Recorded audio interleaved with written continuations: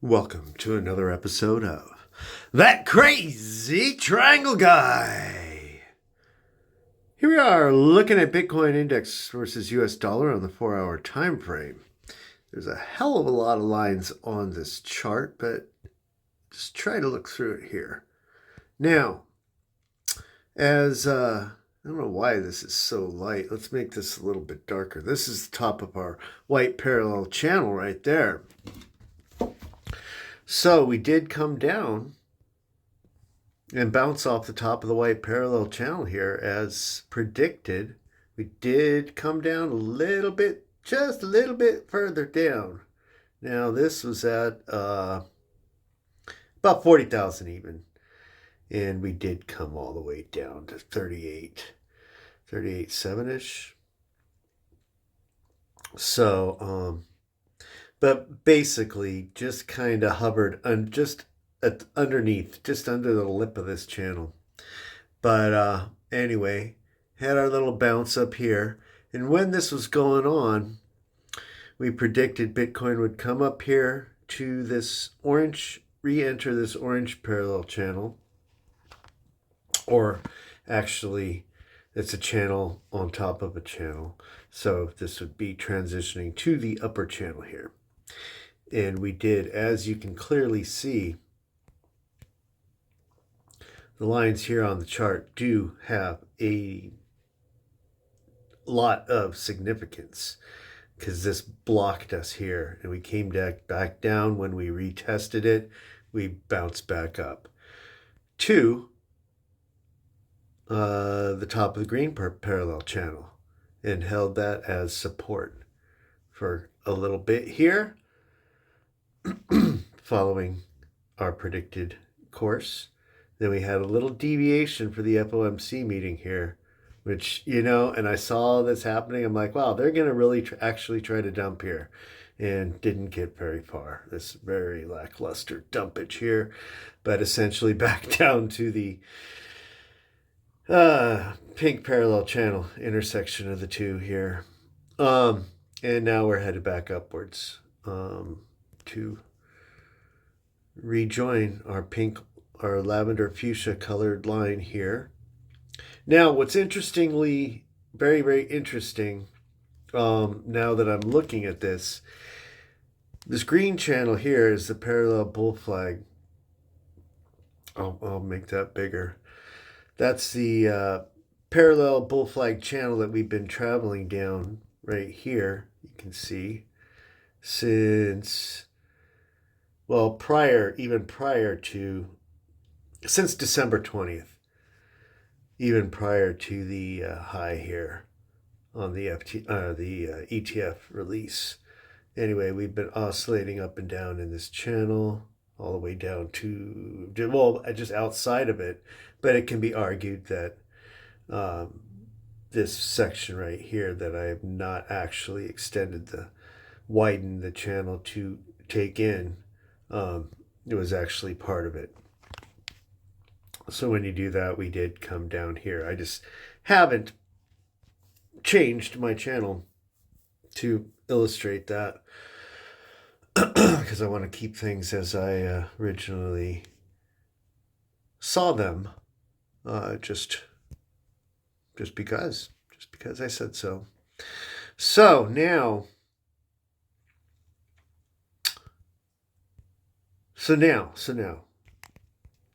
what's very interesting about the green parallel channel right here is that we are, in fact, I'm going to change the color of this right here.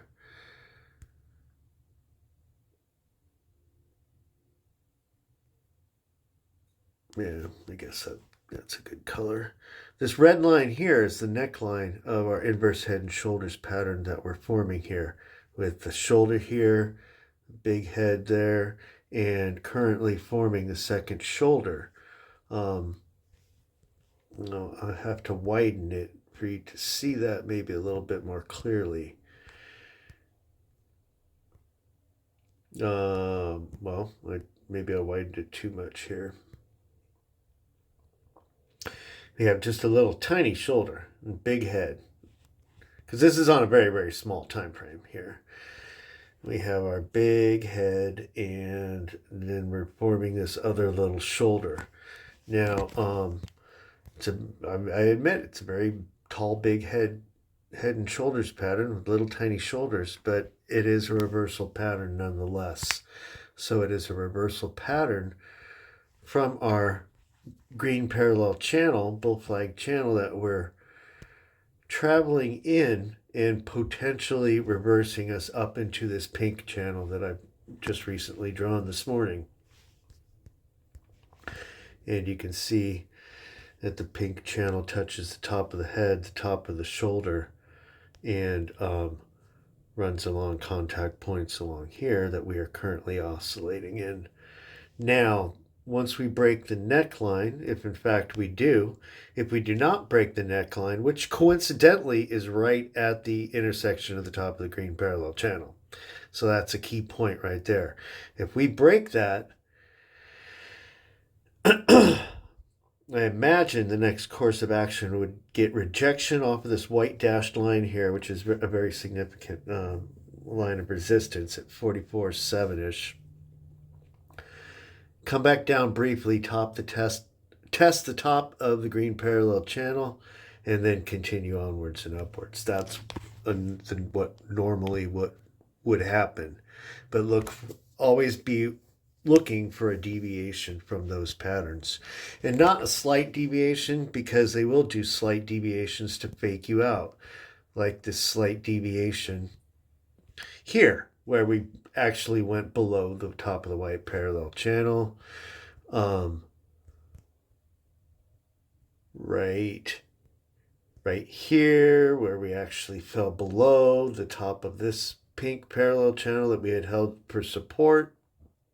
But now I see that there was a purpose for that, and that was to form this pink parallel channel, which we are currently oscillating in out of the.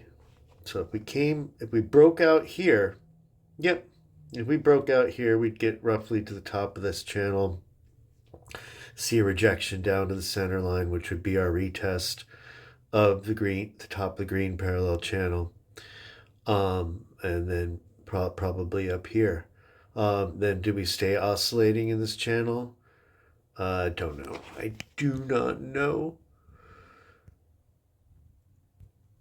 But if we did, that wouldn't be as bullish as I originally had thought, coming up here to 60,000. So maybe it's a time that I rethink things. Maybe we only come up to, about 57,000 here towards the beginning of March. We continue upwards in this trajectory, hitting the top of the center line of the blue parallel channel. You can see the bottom of the channel there and the top of the channel there. That's quite possible. The blue parallel channel is what we were traveling in, oscillating in from January 2023 through August of 2023. So a return up into this channel to the center line and back out of it, heading into the halving, would to the top of the green parallel channel would be perfectly in order. And you know what? Let's briefly look at the daily Gaussian channel and see where we're at with that.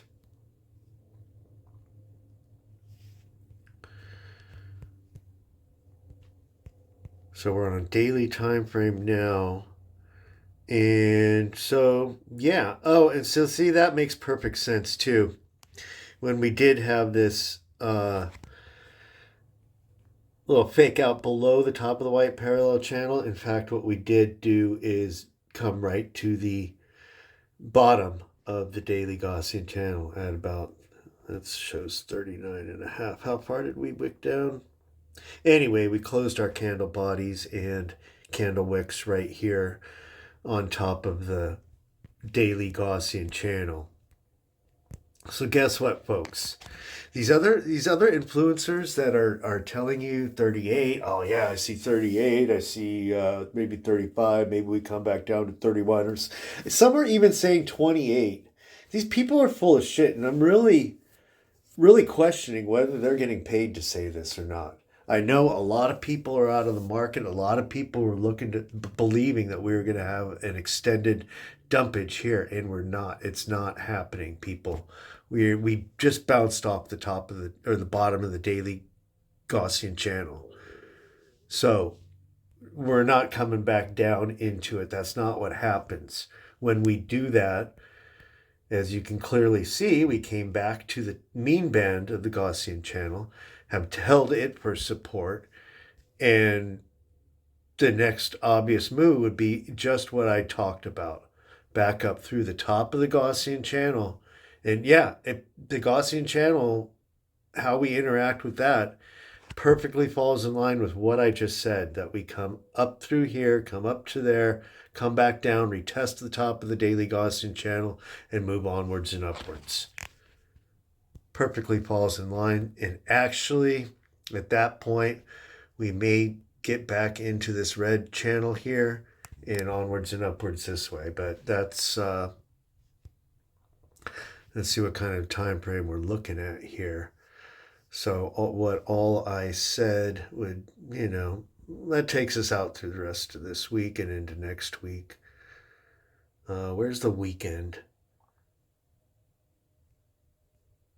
Oh, we're on a daily right now, so the weekend's right here.